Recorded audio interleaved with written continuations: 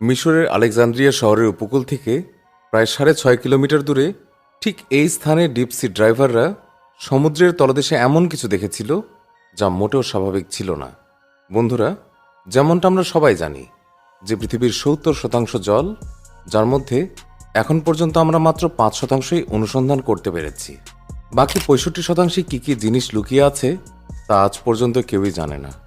এছাড়া সমুদ্রের গভীরে এমন কিছু রহস্য লুকিয়ে আছে যা হাজার হাজার বছর আগে পৃথিবীতে বসবাসকারী মানুষরা রেখে গেছে, কখনো রিসার্চ ওয়ার্কের অজুহাতে, তো আবার কখনো সি অ্যাডভেঞ্চারের এক এক করে এই রহস্যগুলো মানুষের সামনে বেরিয়ে আসছে। আজ আপনারা দেখবেন 10টি এমন জিনিস যা ডিপসি ড্রাইভাররা সমুদ্রের তলদেশ থেকে খুঁজে পেয়েছে, আর সেগুলো দেখে পুরো বিশ্ববাসী হতবাক হয়েছে। তাহলে চলুন দ্রুত দেখে নেওয়া যাক সেই রহস্যময় জিনিসগুলি। Ancient medicine. যখন থেকে পৃথিবী সৃষ্টি হয়েছে তখন থেকে নিয়ে এখন পর্যন্ত যতগুলো জাতি এখানে বাস করেছে, সমুদ্র তাদের অগণিত রহস্য লুকিয়ে রেখেছে। তাই তো সমুদ্র থেকে মাঝে মধ্যেই এমন কিছু জিনিস বেরিয়ে আসে যা বিজ্ঞানীদেরকেও ভাবতে বাধ্য করে। ঠিক একইভাবে ইতালির কাছে সমুদ্রের তলদেশ থেকে ডিপসি ড্রাইভাররা প্রাচীনকালে ব্যবহৃত হওয়া একটি ওষুধ খুঁজে পেয়েছেন।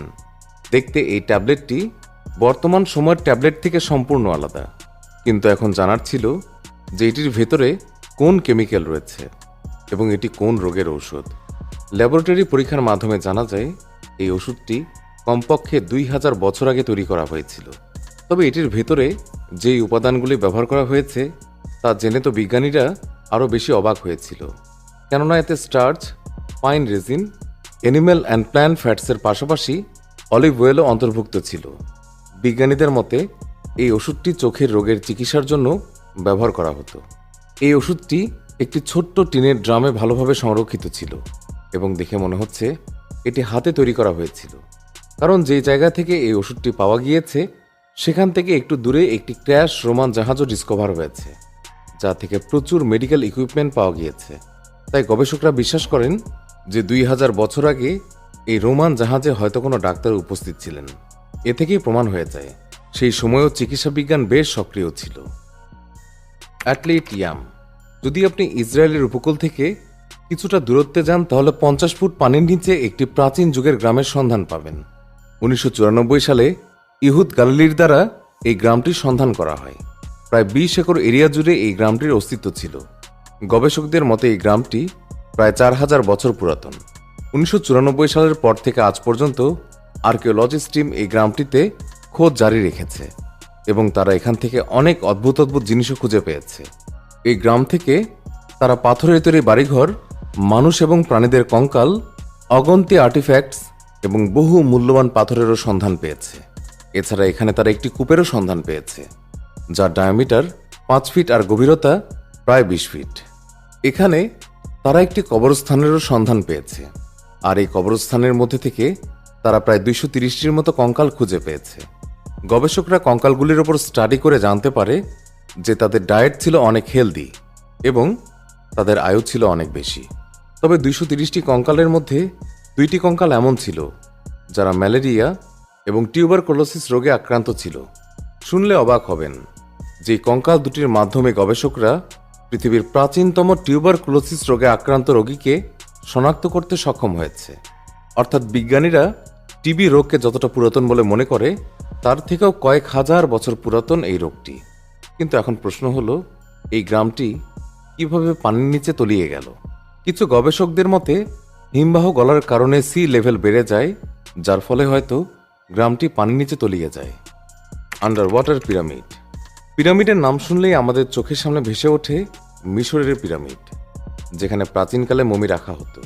তবে আজ আমরা আপনাকে মিশরের পিরামিড নয়, বরং জাপানের ইয়োনাগুনি সমুদ্র সৈকত থেকে একটু দূরে অবস্থিত আন্ডার ওয়াটার পিরামিড সম্পর্কে বলতে যাচ্ছি, যেটি পানির নিচে পাওয়া গিয়েছিল। 1986 সালে একজন স্থানীয় স্কুবা ড্রাইভার ইয়োনাগুনি দ্বীপের কাছে প্রথমবারের মতো এই পিরামিডটি দেখেন। তিনি লক্ষ্য করেন যে বড় বড় পাথর দিয়ে তৈরি পিরামিড আকৃতির কিছু একটা পানিতে ডুবে আছে, যা পানিতে থাকার পরেও খুব মজবুত ছিল। এটি একটি আয়তক্ষেত্রাকার আকৃতির গঠন, যা 165 ফুট লম্বা এবং 65 ফুট চওড়া।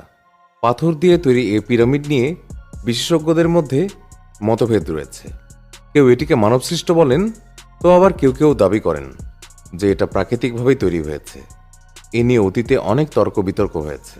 এই শিলাটি এতটাই প্রাকৃতিকভাবে তৈরি যে যেন পরিবর্তিত ইতিহাসের সাথে সাথে এটিকেও সংশোধিত করা হয়েছে। কিছু মহান ব্যক্তি তো এটিকে এলিয়েনদের দ্বারা নির্মিত হওয়ার দাবিও করেছেন। কিন্তু জাপানের সামুদ্রিক ভূতত্ত্ববিদ মাসাকি কিমুরা, যিনি 15 বছরেরও বেশি সময় ধরে এই পিরামিডটি মাপজোক করতে এবং এর ম্যাপ আঁকতে এখানে ড্রাইভিং করেছেন, তিনি দাবি করেন যে এটা 2000 বছরের পুরনো একটি মানব সভ্যতার বিশালাকার শহর, যা 2000 বছর পূর্বে কোনো এক প্রাকৃতিক দুর্ঘটনায় সমুদ্রে ডুবে গিয়েছে। কিন্তু আজও এর রহস্য রয়েই আছে। The lost city. মিশরের আলেকজান্দ্রিয়া শহরের উপকূল থেকে প্রায় 6.5 কিলোমিটার দূরে ডিপসি ড্রাইভাররা সমুদ্রের তলদেশে এমন কিছু দেখেন যা মোটেও স্বাভাবিক ছিল না। বিষয়টি যখন ফ্রেঞ্চ আর্কিওলজিস্ট ফ্র্যাঙ্ক গডিওর কাছে পৌঁছায়, তখন তিনি এই স্থানে এসে তদন্ত শুরু করেন।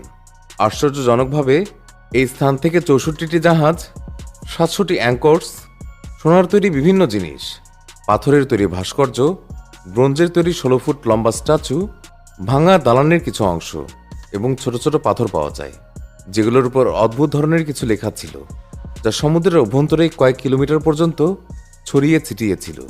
পরে জানা যায় যে 2300 বছর আগে এখানে মিশরের একটি খুব বড় শহর ছিল, যেটি সম্ভবত মিশরের মেইন পোর্ট সিটি ছিল, এবং সম্ভবত এখান থেকেই দেশের অনেক ব্যবসায়িক বিষয় পরিচালিত হতো। এই পুরো শহরটি আস্থনিস হেরাক্লিয়ন নামে পরিচিত। কিন্তু মিশরের হাজার হাজার বছরের পুরনো এই পোর্ট সিটিটিকে সমুদ্র খেয়ে ফেলেছে নাকি এইসব সুনামির কারণে হয়েছে, সেই বিষয়ে কোনো ধারণা নেই। Sculpture park. আন্ডার ওয়াটার স্পোর্টসের সামুদ্রিক জগৎ দেখা সত্যি একটি ইন্টারেস্টিং কাজ। কিন্তু এই অ্যাডভেঞ্চারের সময় যদি হঠাৎ কারো সামনে এই ভীতিকর স্ট্যাচুগুলো আসে, তখন কি হবে? আসলে ওয়েস্ট ইন্ডিজের সমুদ্র তীর থেকে কয়েক মাইল দূরে সমুদ্রের গভীরে একটি আন্ডার ওয়াটার স্ট্যাচু পার্ক রয়েছে। 2006 সালে চালু হওয়া এই পার্কের পেছনে একজন ব্রিটিশ আর্টিস্টের হাত রয়েছে। কিন্তু এই স্কাল্পচার পার্কটি বানানোর পেছনে যে উদ্দেশ্য রয়েছে তা এই পার্কের চেয়েও অনেক বেশি ইন্টারেস্টিং লেগেছে। আপনি হয়তো এই কথাটি নিশ্চয়ই জানেন যে সমুদ্রে ছোট বড় অনেক পাথর রয়েছে, যেগুলোর নিচে ছোট ছোট মাছগুলো নিজেদের লুকিয়ে রেখে নিরাপদ মনে করে। কিন্তু যে জায়গায় পাথর না থাকে সেই জায়গায় ছোট মাছগুলো একেবারে যেতে চায় না। তাই 800 বর্গমিটারের এই পার্কটি তৈরি করা হয়, যাতে ছোট মাছগুলোকে আশ্রয় প্রদান করা যেতে পারে। এই ব্রিটিশ আর্টিস্ট জানান যে এই পার্কটি নির্মাণ করার পর লক্ষাধিক মাছ এখানে এসে থাকতে শুরু করেছে। এই পার্কটিতে 100টিরও বেশি ডিফারেন্ট টাইপসের স্ট্যাচু রয়েছে, যেগুলো দেখতে ভয়ানক হওয়ার সাথে সাথে খুবই ইন্টারেস্টিং লাগে। Under water river. সমুদ্রের ভেতরে কি কখনো কোনো নদী থাকতে পারে? স্পষ্টতই এর উত্তর হবে না। কিন্তু মেক্সিকোর ইউকাটান উপদ্বীপে স্কুবা ড্রাইভাররা সমুদ্রের তলদেশে এমন একটি গোপন স্থান খুঁজে পেয়েছে, যেখানে পানির ভেতরেই একটি নদী প্রবাহিত হয়। সমুদ্রের পানির নিচে প্রবাহিত এই নদীটি আসলে হাইড্রোজেন সালফাইডের একটি পুরু স্তরের কারণে তৈরি হয়েছে, যার নিচে একটি ঘন নোনা জল রয়েছে। আপনাকে জানিয়ে দেই যে জায়গাটি সেনোটে অ্যাঞ্জেলিটা নামে পরিচিত। স্কুবা ড্রাইভারদের মতে সেনোটে অ্যাঞ্জেলিটা উপর থেকে দেখলে একেবারে স্বাভাবিক দেখায়, কিন্তু প্রায় 30 মিটার ভেতরে যাওয়ার পর যে দৃশ্য দেখা যায় তা বিশ্বাস করা কঠিন হয়ে দাঁড়ায়। Giant oarfish. সমুদ্রের 1 কিলোমিটার গভীরে এমন এক ধরনের মাছ থাকে যেটিকে দেখা জাপানে খুব খারাপ বলে মনে করা হয়। এই ক্রিয়েচারটিকে জায়ান্ট ওরফিশ বলা হয়। এছাড়া এর আকারের কারণে এটিকে একটি অদ্ভুত সামুদ্রিক প্রাণীও বলা হয়। সমুদ্রের 1 কিলোমিটার নিচে বসবাসকারী এই অদ্ভুত অরফিশগুলোর দৈর্ঘ্য 50 ফুটেরও বেশি হয়ে থাকে, আর এটিকে দেখা মাত্রই মানুষ মনে করে যে এটা নিশ্চয়ই কোনো সামুদ্রিক সাপ হবে। জাপানে এটি বিশ্বাস করা হয় যে সমুদ্রের তীরে অরফিশের দেখা একটি প্রাকৃতিক দুর্যোগের আগমনের সংকেত। কিন্তু বিজ্ঞানীদের মতে গ্লোবাল ওয়ার্মিংয়ের কারণে সমুদ্রের তলদেশে বসবাসকারী প্রাণীরা সমুদ্রের তীরে আসতে বাধ্য হয়। Giant eyeball. আমেরিকাতে ফ্লোরিডার সমুদ্র সৈকতগুলি খুবই বিখ্যাত, যেখানে পানির সাথে প্রায় সি শেলস, কাঁকড়া এবং বিভিন্ন ধরনের সামুদ্রিক প্রাণীও সাঁতার কেটে তীরে আসে। কিন্তু 15 অক্টোবর 2012 সালে পম্পানো সৈকতে হঠাৎ এমন একটি জিনিস ভেসে আসে যা দেখে সবাই হতবাক হয়ে যায়। আসলে সেখানে উপস্থিত লোকেরা খুব বড় আকারের একটি চোখ দেখতে পায়। এই বিশাল আকারের চোখটি দেখে অনেকে ধারণা করেছিলেন যে এই চোখটি হয়তো কোনো সামুদ্রিক দানবের হবে। আবার অনেকে বলেছিলেন যে এটা যদি সত্যিই কোনো সামুদ্রিক দানবের চোখ হয় তাহলে সেটি নিশ্চয়ই সমুদ্র সৈকতের আশেপাশেই কোথাও ঘুরে বেড়াচ্ছে। এই ঘটনার পর তো মানুষ ভয়ে ফ্লোরিডার সমুদ্র সৈকতে যাওয়াই বন্ধ করে দিয়েছিল। কিন্তু যখন এই চোখটি ওয়াইল্ড লাইফ ডিপার্টমেন্টে পাঠানো হয় তখন সেখানে অনেক পরীক্ষা নিরীক্ষা ও গবেষণার পর জানা যায় যে এই চোখটি কোনো জায়ান্ট মনস্টারের নয়, বরং একটি সাধারণ সোর্টফিশের, যেটিকে কোনো মৎস্য শিকারী ধরে তার চোখ বের করে হয়তো সমুদ্রে ফেলে দিয়েছিল। Horror statue. আপনি যদি হরর মুভি দেখে ভয় না পান তাহলে আপনি আমেরিকার ক্যাম্প ক্রিস্টাল লেক ঘুরে আসতে পারেন, কারণ এই লেকের নিচে বিখ্যাত হরর ফিল্ম ফ্রাইডে দ্য 13-এর সিরিয়াল কিলার জেসন ভোরহিজের একটি ভয়ানক স্ট্যাচু আপনার জন্য অপেক্ষা করছে। লেকের নিচে স্থাপিত এই স্ট্যাচুটি তার বিখ্যাত মাস্ক এবং হাতে তলোয়ার নিয়ে দাঁড়িয়ে আছে এবং এর মুখটিকে উপর দিক করে রাখা হয়েছে যাতে ডুবুরিরা লেকে ডুব দেওয়ার সাথে সাথে ভয়ে তাদের গলা শুকিয়ে আসে। এই স্ট্যাচুটির মালিক জানিয়েছেন যে তিনি বহু বছর ধরে এই লেকে ড্রাইভিং করছেন এবং তিনি অন্যান্য ডুবুরিদের সাথে প্র্যাঙ্ক করার উদ্দেশ্যে ফ্রাইডে দ্য 13-এর এই ভীতিকর চরিত্রটিকে বেছে নিয়েছেন। কিন্তু কিছু রিপোর্ট অনুযায়ী এখন এই স্ট্যাচুটি লেক থেকে সরিয়ে ফেলা হয়েছে। Giant knife. 2014 সালে স্কুবা ডাইভারদের একটি দল সমুদ্রে একটি বিশাল আকারের ছুরি খুঁজে পায়, যেটি লম্বায় প্রায় 6 ফুট বলে ধারণা করা হয়। কিন্তু স্কুবা ডাইভাররা কখনোই এটি জনসম্মুখে দেখায়নি, তাই আজ পর্যন্ত কেউই জানতে পারেনি যে ছুরিটি আজ কোথায় রয়েছে এবং এত বড় ছুরির উদ্দেশ্য কী ছিল। সত্যি কি হাজার হাজার বছর আগে মানুষ এত বড় ছিল যে তাদের এত বড় ছুরির প্রয়োজন ছিল? আপনাদের মূল্যবান মতামত কমেন্টের মাধ্যমে অবশ্যই জানাবেন। সেই সাথে ভিডিওটি দেখে কেমন লাগলো এটাও কমেন্ট করে জানাতে ভুলবেন না। ভালো লেগে থাকলে অবশ্যই একটি লাইক করবেন। নিয়মিত এরকম ইন্টারেস্টিং এবং ইনফরমেটিভ ভিডিও দেখতে আমাদের অদ্ভুত বাংলা চ্যানেলটিকে এখনই সাবস্ক্রাইব করে রাখুন। ধন্যবাদ সবাইকে।